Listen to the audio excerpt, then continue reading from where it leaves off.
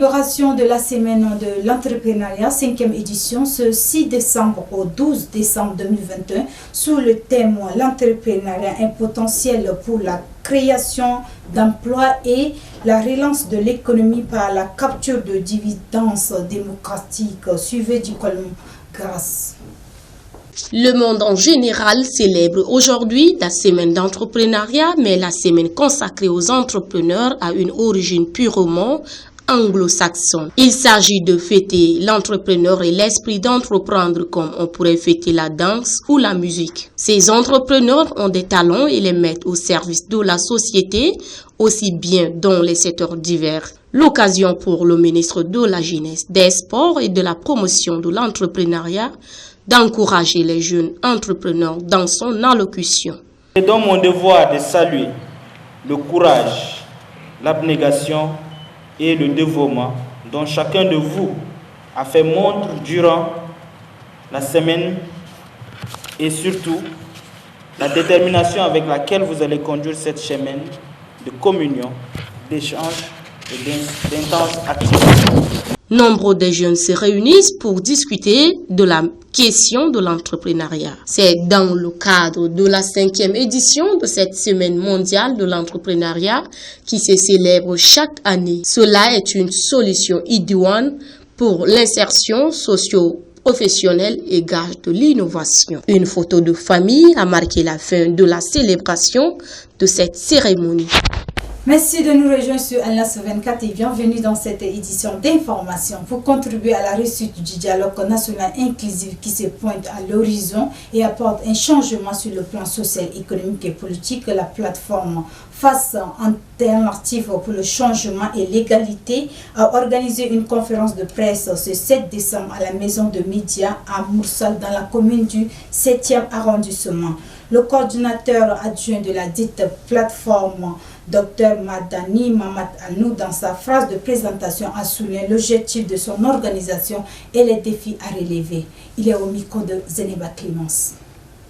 Le lancement des activités de notre plateforme dénommée FACE. FACE. F-A-C-E. Alors, c'est un sigle.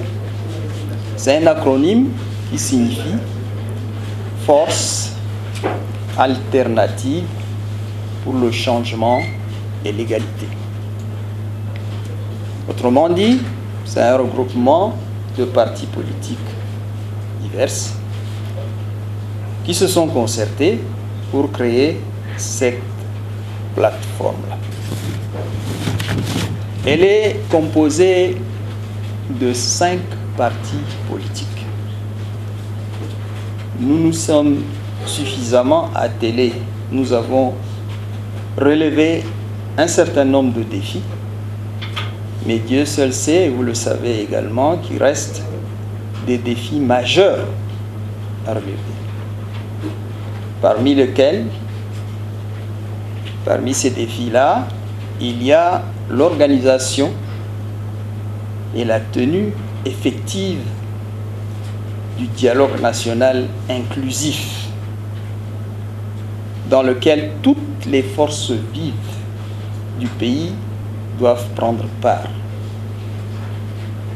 Et au cours de ce dialogue-là, tous les maux qui minent la bonne marche du pays doivent être débattus sereinement. Beaucoup plus portés par la population tchadienne, les friperies sont des habits violents généralement portés ou non d'avant aujourd'hui. Nous allons parler des risques et les conditions d'utilisation de ces habits avec Zénéba Clémence.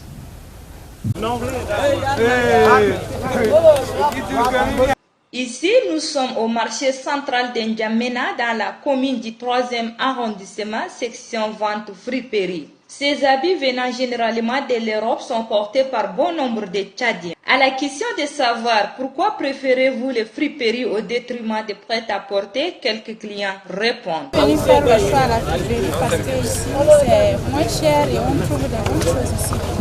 Là-bas c'est chinois et ici on trouve des bonnes choses. Ainsi prend fin cette édition d'information, mesdames et messieurs. Merci de nous avoir suivis. Bonne suite de programme sur Al Nasr 24 et à très bientôt, Inch'Allah.